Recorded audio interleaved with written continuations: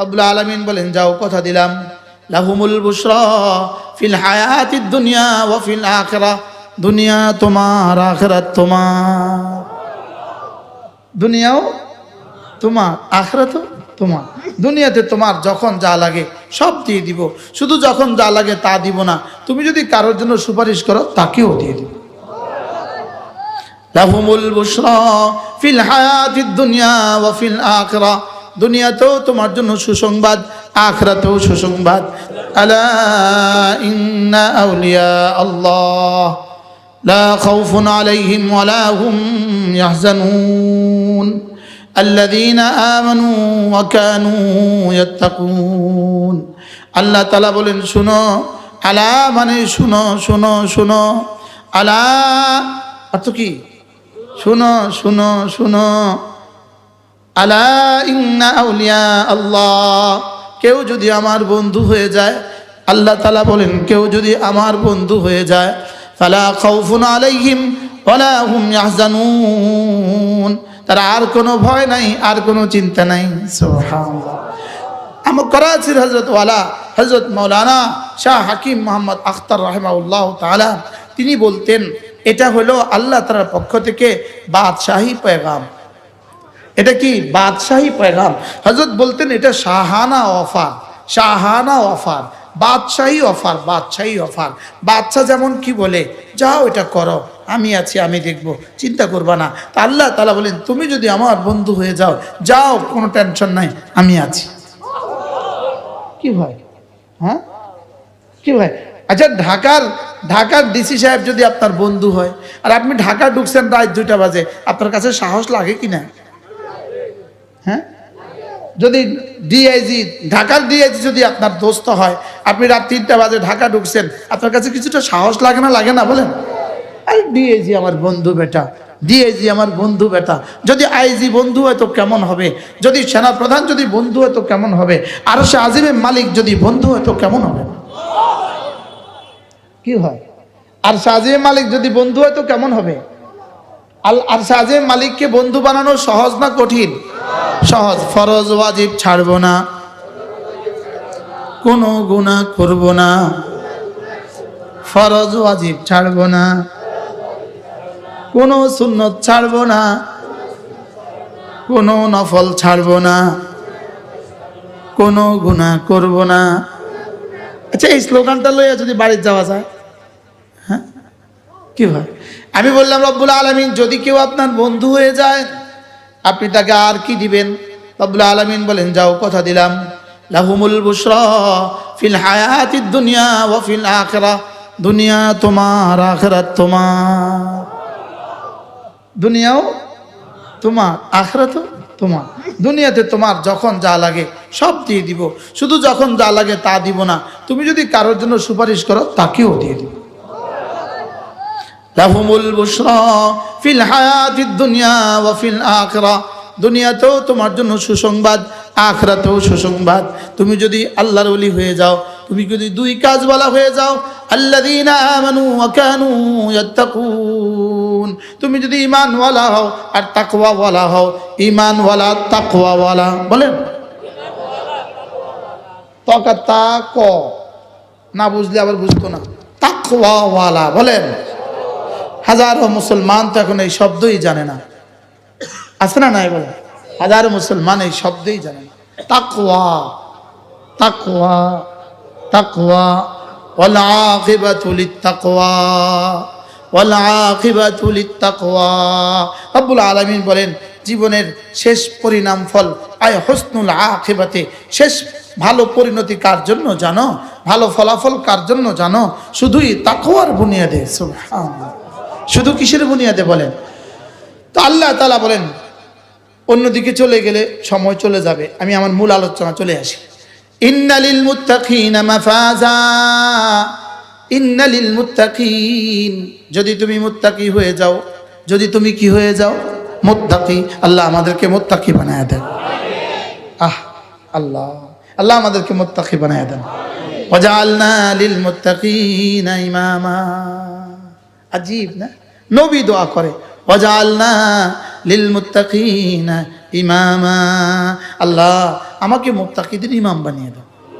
সবাই বলেন ওয়াজআলনা, ছাত্ররা বলো ওয়াজআলনা লিল মুত্তাকিনা ইমামা। আল্লাহ আমাকে মুত্তাকিদের ইমাম বানিয়ে দেন। তাহলে মুত্তাকি বানিয়ে দেন, আল্লাহ আমাকে কি বানিয়ে দেন? বলেন মুত্তাকি বানিয়ে দেন। কত কিছুই তো আল্লাহর কাছে চান, এটাও চাওয়া দরকার, আল্লাহ আমাকে তাকওয়া দিয়ে দাও। জেনারেল শিক্ষিত স্কুল কলেজের ছাত্রগুলো তোমরা একটু বলো যে আল্লাহ আমাকে তাকওয়া দিয়ে দেন। কি বলবেন? বলেন আল্লাহ আমাকে কি বানিয়ে দেন? মুত্তাকি বানিয়ে দেন, আমাকে তাকওয়া দিয়ে দেন। যদি মুত্তাকি হয়ে যেতে পারো, রব্বুল আলামিন বলেন অসংখ্য সিফাত আছে মুত্তাকির পুরস্কার।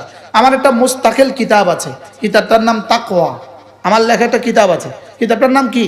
তাকওয়া। আমার গাড়িতেও আছে তাকওয়া, কিতাবটার নামেই দিয়েছি আমি তাকওয়া। তো এই কিতাবটার মধ্যে অনেক কথা আছে আলহামদুলিল্লাহ।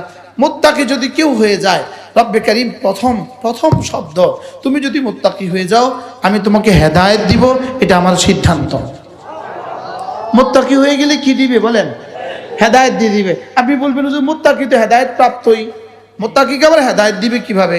মুত্তাকিকে হেদায়েত দিবে কিভাবে? তো মুফাসসিরিন বলেন যে মুত্তাকি হতে চায় কোরআন তাকে হেদায়েত দিয়ে দেয়। বলেন যে মুত্তাকি হতে চায়, বলেন কোরআন তাকে হেদায়েত দিয়ে দেয়। এজন্য প্রথম শব্দ হুদাল্লিল মুত্তাকিন। আশ্চর্য কথা, মুমিনিনের কথা এক নম্বরে বলে নাই, মুসলিমিনের কথা এক নম্বরে বলে নাই। এই দুইটার আগে আল্লাহ তাআলা বলছেন মুত্তাকি।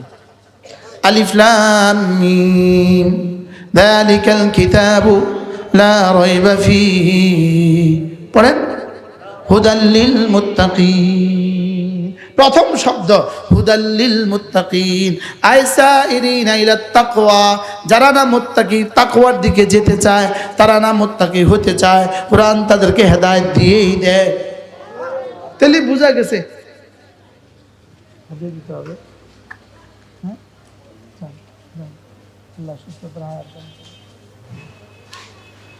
আল্লাহ সুস্থতার হায়াত দান করেন। মাশাআল্লাহ। ইয়ার আজ হিসেবে আমরা হাদিয়া দিয়ে গেছি, আমি দুই বাবার এটা হাদিয়া দিই।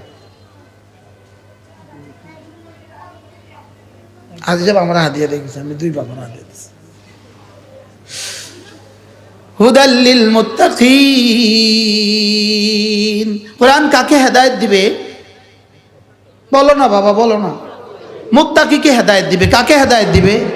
তো মুত্তাকিকে হেদায়েত দিবে কেমনে? যে মুত্তাকি হইতে চায় কোরআন তাকে হেদায়েত দিবে। বলেন যে মুত্তাকি হইতে চায় কোরআন তাকে কি দিবে?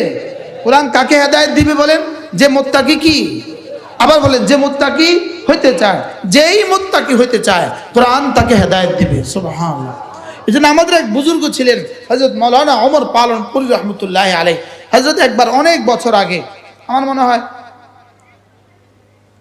88 সালে মাইজদি নোয়াখালী, এই যে জেলা মার্কাজে বয়ান করছিলেন। ওখানে তিনি বলছিলেন যে কোরআন হেদায়েত এত কঠিন নয়, চাইলেও পায় না, আবার এত সহজও না, না চাইতেই পেয়ে যায়। বলে হেদায়েত এমন কঠিন না, বলেন চাইলেও পায় না। হেদায়েত এমন একটা জিনিস যেই চায় সেই পায়। সুবহানাল্লাহ বলেন না বাবা। বাবার সামনে আমার চাচা, আমার আব্বা, ইনি আপন খালাতো ভাই, না আম্মার আমার দাদি আপন বোন। আলহামদুলিল্লাহ বলো। আল্লাহ চাচার হায়াতের মধ্যে বরকত দান করেন, চাচাকে সুস্থতার হায়াত দান করেন। আর কেউ নাই খানদানে, এই এক চেরাগ বাকি আছে। আল্লাহু আকবার। হেদায়েত এত কঠিন নয়, চাইলেও পায় না। বলেন কি বলছে? বলেন এই মজলিসে যে অবস্থানে আছেন, আপনি যদি হেদায়েতের জন্য হেদায়েত চান, হেদায়েত আপনার কাছে আসবেই আসবে। আরে সুবহানাল্লাহ বলেন। হেদায়েত এত কঠিন নয়, বলেন চাইলেও পায় না। আটলান্টিক মহাসাগরের ওই পারে যদি কেউ হেদায়েত চায়, রব তাকেও হেদায়েত দেওয়ার আসবাব ব্যবস্থা করবে, রব তাকেও হেদায়েত দেবে। হেদায়েত এত কঠিন নয়, চাইলেও, আর এত সহজ নয়, না চাইতেও পেয়ে যায়। না চাইতেও কি? যেই চিন্তা করবেন। এখন এই মজলিসে যেই চিন্তা করবেন আমি কাল থেকে নামাজ পড়ব, আপনি যদি সিদ্ধান্ত নিতে পারেন তো রব আপনাকে হাতে ধরে জান্নাত মসজিদে পৌঁছে দিবে। শুধু আপনি সিদ্ধান্ত নিতে হবে। শুধু আপনি কি, আলহামদুলিল্লাহ মাঝে মাঝে প্রায়টা এমন হয়। আজকে আমার মাহফিল হলো কুমিল্লা, বাদ মাগরিব আমি বয়ান করছি কুমিল্লা, দয়াপুর মাদ্রাসা, দাওরা হাদিস মাদ্রাসা, বিশাল বড় মজলিস। মাগরিবের পরে আমার বয়ান, আর ওরা বলছে 8:45 আজান দিবে। আমি বেহুশ হয়ে গেছি। আমি 8:45 বয়ান শেষ করে আমি ছাত্র ভাইয়া কেমনে আসবো? আমি হয়রান হয়ে গেছি। আমি 8:45 পর্যন্ত বয়ান করে আমি ছাত্র ভাইয়া আসবো কেমনে? নাম্বার 1। 2 নাম্বার কথা হলো 8:45 বয়ান ছাড়লে এখানে জামাতে না পড়লে আমি পৃথিবীর কোথাও জামাত পাবো? আমার টেনশনের শেষ নাই। দেখি সোয়া ঠিক 7:10 একজন মেহমান গিয়ে স্টেজে উঠে গেছে। আমি সুন্দর মতো ওনাকে আসতে দিয়ে নেমে গেছি। এখন এখানে তো জামাত হবে না, আমি এখন জামাতে নামাজ পড়বো কোথায়? 7:15 জামাত। আমি বললাম ভাই গাড়ি উঠো, লাগাও গাড়ি, সামনে যেখানে পাও এখানে ঢুকো। ঢুকছে একামত। কি হয় মানে হেদায়েত এত কঠিন নয়, চাইলেও পায় না। এবারের ঘটনা শুনেন। আমি গত 3 মাস আগে, 2 মাস আগে জিদ্দা থেকে বাংলাদেশ বিমানটার টাইম হলো 5:40। তখনকার আমলে 6:40, আর 6:35 হলে মাগরিবের জামাত। কয়টা? এই 6:40 বিমান, 6:35 জামাত। আমার জামাতে নামাজ পড়তে দিবে? বুঝেন না কত আগ উঠা লাগে না? আমি বলছি আমি নামাজ জামাতে পড়ে উঠবো, বিমান চলে গেলেও যাক। আমার সিদ্ধান্ত, আমি তো ইমিগ্রেশন ক্রস করছি, আমার কাছে সব আছে, আমার ছাড়া সে যাবে না। এটা আমাদের কি সমস্ত সাথী চলে গেছে, 2-1 আমার হিম্মতের কারণে আমার সাথে রয়ে গেছে। এই বিমানের গেট, এই বিমানে উঠবো, এখানে মসজিদের জিদ্দা, এখানে নামাজের জায়গা। 35 জামাত, 40 কি আজান হয়ে গেছে। আমি একলা বাকি। মাইকে ডাকতেছে, বিমানের মাইকে আমার ডাকতেছে, মূল এয়ারপোর্টে মাইকে আমার নাম ধরে ডাকতেছে। আমি বলতেছি একামত লাগাও, দিছে একামত। আমি সুন্দর মতো 3 রাকাত মাগরিব পড়ছি। বিজনেস ক্লাসে একটা মাত্র টিকিট কাটছে, এটা হলাম আমি। আচ্ছা সাচ্ছে আমারে থুইয়া তো আর যাইতো না। যাইয়া দেখি এতারা সব ক্লোজ করে ফেলছে, সব গোছায় ফেলছে। আমার দিকে চোখ ঘুরায় তাকাছে। আমি বলছি মালিশ চলা, এতারা মালিশ। এখন আমি ঢুকছি, সব হাজিরা প্যাসেঞ্জাররা ছায়া রয়েছে। আপনারা তো নামাজ না পড়েই আছে, আমি তো নামাজ পড়েই আছি। বলেন বান্দা চাইবে আল্লাহ দিবে না, হবে না? আরে বান্দা চাওয়া ছাড়াই তো আল্লাহ চাচ্ছেন। সুবহানাল্লাহ বলেন না। এখানে বিষয়টা কি? আল্লাহ তো প্রতিনিয়তই আমার নামাজ চায়। আমি কচুয়া গেছি, কচুয়া উজারি মাছের পাশে এক জায়গায় মাহফিলে গেছি। তো ওখানে যার ঘরে ভাতের ব্যবস্থা ছিল, ডাক্তার সাহেব ছিলেন। এক ডাক্তারের ঘরে খানা ছিল। তো ডাক্তার সাহেব ক্লিন শেভ করা, তো খানা খাইতেছি। আর আমি বলতেছি ডাক্তার সাহেব কি করা আমি এমনি কইতেছি আর কি, বড় মানুষ কেমনি বলবো দাঁড়িয়ে রাখেন। হুজুর বুঝছি ইনশাল্লাহ চেষ্টা করব। আমি বলতেছি ডাক্তার সাহেব 1 জাররা আপনি চেষ্টা করতে হবে না, আপনি শুধু কাটার চেষ্টা করেন না, তাইলেই হয়ে যাবে। এই দাঁড়িয়ে রাখতে কি চেষ্টা করতে হয়?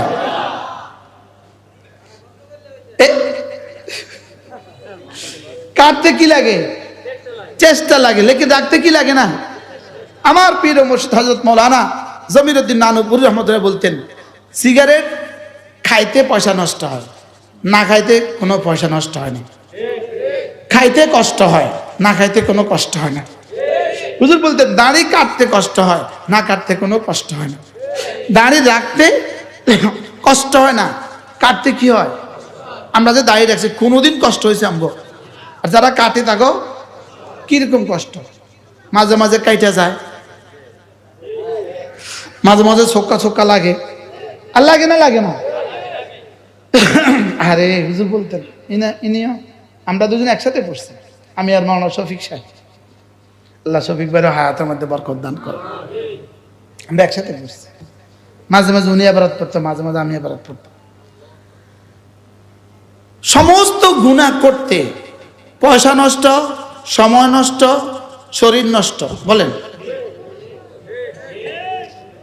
কি বলছে বলেন? কয়টা করতে? গুনাহ করতে কয়টা নষ্ট? কি কি? পয়সা নষ্ট, শরীর নষ্ট, সময় নষ্ট। লেকিন কোনো ইবাদত করতে পয়সা নষ্ট হয় না, শরীর নষ্ট হয় না, সময় নষ্ট হয় না। বাস্তব না বাস্তব? যেমন ধরুন দুইজন ব্যবসায়ী, এনারা দুইজন ব্যবসায়ী, একজনে আজান দেওয়ার সঙ্গে সঙ্গে মসজিদে চলে যায়, আরেকজনে যায় না। আপনি কি মনে করেন এই দুজনের মধ্যে ইনি 3 বার জোহরে গেছে, 4 বার মসজিদে গেছে দোকান বন্ধ করে, আর ইনি দোকান বন্ধ খোলা রাখছে, আপনি কি মনে করেন এনার এই 4 বারের কারণে দোকানে বেচা কিনা কম হয়েছে? আপনি জরিপ চালান, বাড়লো কেমন? ইনা না আধা ঘন্টা 2 ঘন্টা গেছে বাইরে। হ্যাঁ, কোন ইবাদতের মধ্যে আল্লাহ তাআলা ক্ষতি রাখে নাই, আর কোন গুনার মধ্যে আল্লাহ লাভ রাখে নাই।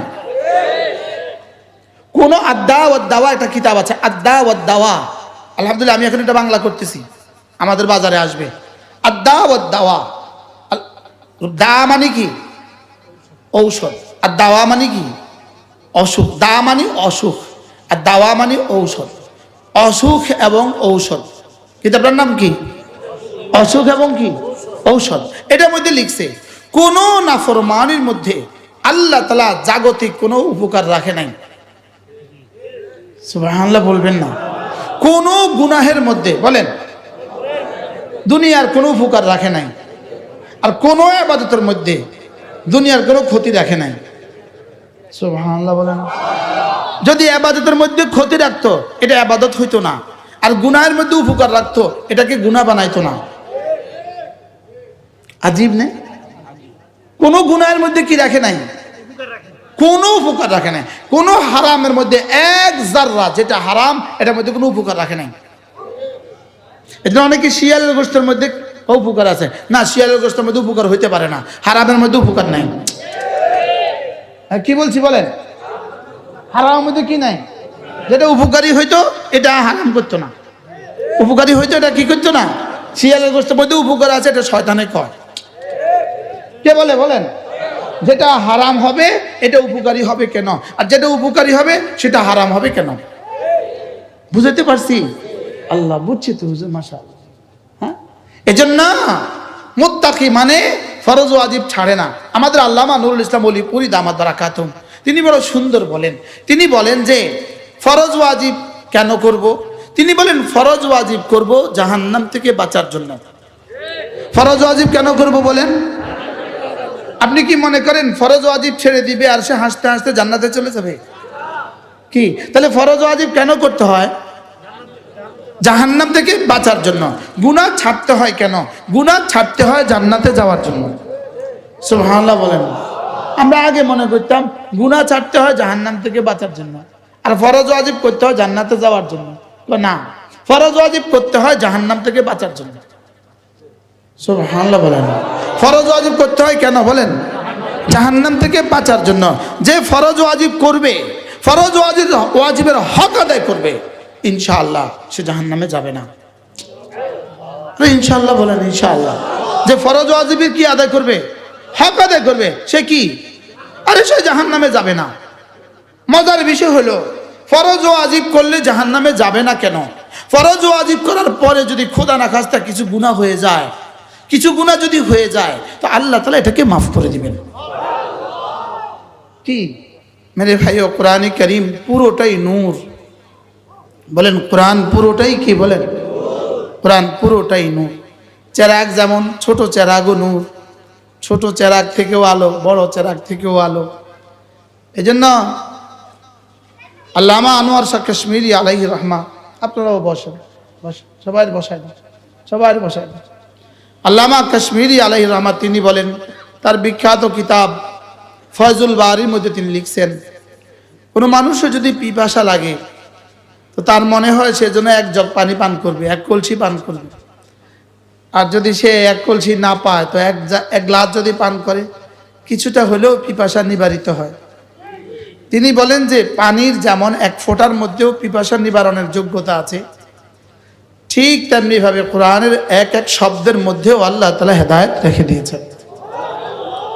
ফয়জুল বারির মধ্যে আল্লামা আনোয়ার শাহ কাশ্মীরি আলাইহিস লিখছেন, পিপাসিত মানুষ একটু পান করলে যেমন তার পিপাসা কিছুটা নিবারিত হয়, তো তিনি বলেন যে কোরআনে কারীম একটু পড়লেও আল্লাহ তাআলা হেদায়েত দিয়ে দেয়। এজন্য ফাকরাউ মা তায়াসসারা মিনাল কোরআন, আল্লাহ তাআলা বলেন নামাজের মধ্যে তোমার কোরআনে কারীম যতটা সহজ লাগে, যেটা সহজ লাগে এটাই পড়ো।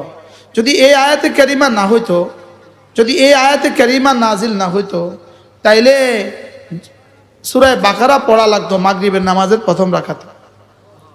যদি শুধু বলতো ফাকরাউ মিনাল কুরআন, তাহলে সূরা বাকারা পড়তে হতো।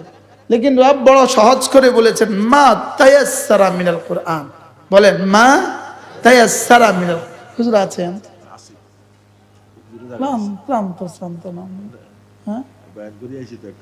না তাহলে আমরা একটু চা খান। হ্যাঁ, কোরআনে কারীমের এক জাররা, এক আয়াতের দাম কত? কোরআনে কারীমের এক এক আয়াতের দাম খায়রুম মিম্মা ইয়াজমাউন। সারা পৃথিবীর সমুদয় সমস্ত মানুষ যদি সম্পদ জমা করে যেই পরিমাণে একত্রিত হবে, এর চেয়েও কোরআনের এক আয়াতের দাম আল্লাহ তাআলা বলেন শ্রেষ্ঠ। এটা কোনো ভাষায় কোনো শব্দ দিয়ে আমি আপনাকে বুঝাতে পারবো না। এটা আমারই তো বুঝে আসে নাই, আপনার বুঝে আসবে কিভাবে? শুধু বিশ্বাস করা, রব যা বলেছেন সত্য বলেছেন। রব যা বলেছেন কি বলেছেন? কুল বিফাদলিল্লাহি ওয়া বিরহমাতিহি ফাবিযালিকা ফালইফরাহু হুয়া খায়রুম মিম্মা ইয়াজমাউন। রব্বুল আলামিন বলেন আল্লাহর ফজল, আল্লাহর করমে কোরআন। এটা কি জানো? এটা না, সারা পৃথিবীর সমুদয় মানুষের, সমস্ত মানুষের সমুদয় সম্পদের চেয়েও শ্রেষ্ঠ। আমাদের বুঝে আসে না, আমাদের বুঝে আসে না, এই জন্য আমরা বুঝি না। এই জন্য আখরাত মূলত বুঝে আসার বিষয় না, আখরাত হলো ইয়াকিনের বিষয়। আখরাত কিসের বিষয় বলেন? এটা হলো শুধুই বিশ্বাসের বিষয়। এটা কোনোভাবেই হিসাবে মিলবে না, কোনোভাবেই তো বুঝে আসবে না। এজন্য ইয়ালামুনা যাহিরাম মিনাল হায়াতিদ দুনিয়া ওয়া হুম আনিল আখিরাতি হুম গাফিলুন। আল্লাহ তাআলা বলেন এরা দুনিয়া অনেক বুঝে, লেকিন আখিরাত থেকে এরা গাফেল, আখিরাত থেকে এরা কি গাফেল। এজন্য কোরআনে কারীমের আয়াতে কারীমা আমি আপনাদের সামনে সূরা নাবার শেষ আয়াতগুলো তেলাওয়াত করেছি। পুরোটা সূরা আল্লাহ তাআলা আখিরাতের দৃশ্য বর্ণনা করেছেন, পুরো আখিরাতের দৃশ্য। এর আগের আয়াতে কারিমাগুলোতে জাহান্নামের দৃশ্য, আর এই আয়াতে কারিমাগুলোকে আল্লাহ তাআলা জান্নাতের দৃশ্য বর্ণনা করেছেন। জান্নাত কেমন হবে?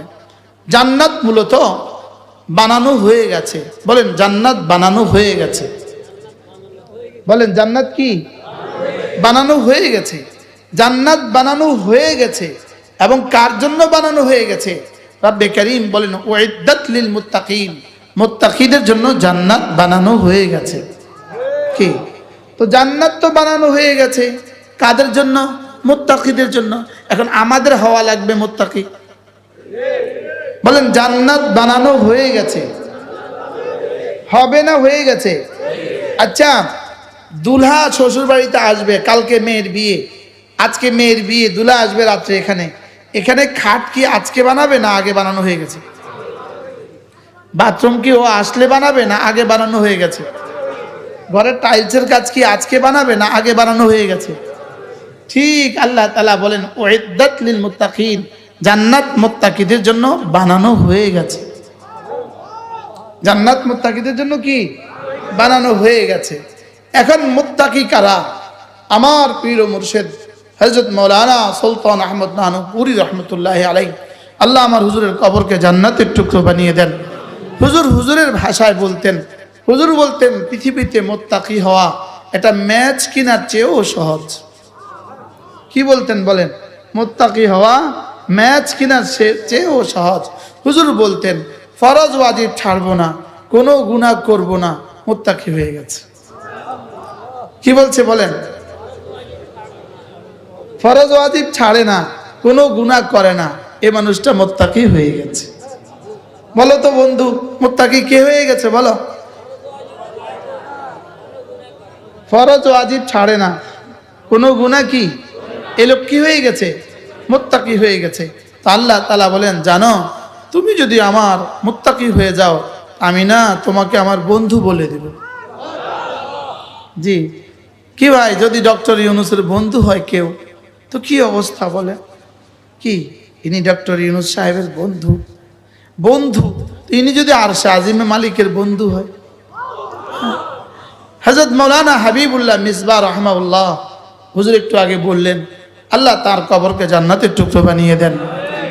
হুজুর যখন অসুস্থ, জীবনের শেষ সময়, আব্বার সাথে আমি চাটখিল 10 ঘরিয়া, আব্বার সাথে আমিও গিয়েছিলাম হুজুরকে দেখতে।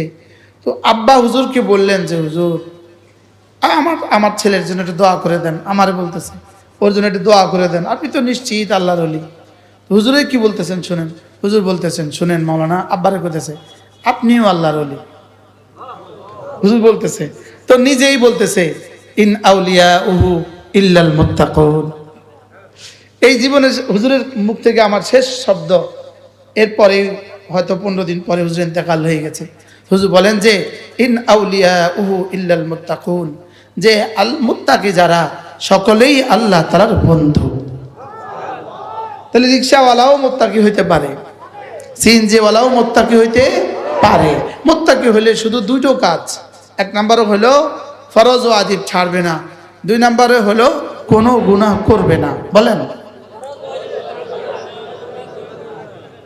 সহজ না কঠিন? পৃথিবীতে সবচেয়ে সহজ আল্লাহর ওলি হওয়া। দুনিয়াতে সবচেয়ে সহজ কি হওয়া বলেন? আল্লাহর ওলি হওয়া। আর দুনিয়াতে সবচেয়ে লাভজনক আল্লাহর ওলি হওয়া। সুবহানাল্লাহ বলেন। এর চেয়ে সহজ কোনো কাজ নাই, এর চেয়ে লাভেরও কোনো কি নাই বলেন, কাজ নাই। এখন তো নবী তো হওয়ার সুযোগ নেই, রাসূল তো হওয়ার সুযোগ নেই, হ্যাঁ সাহাবী হওয়ার সুযোগ নেই, লেকিন আল্লাহর ওলি হওয়ার কি আছে বলেন, সুযোগ আছে। কয় কাজ করলে আল্লাহর ওলি হওয়া যাবে? কি কি? ফরজ ওয়াজিব ছাড়ে না,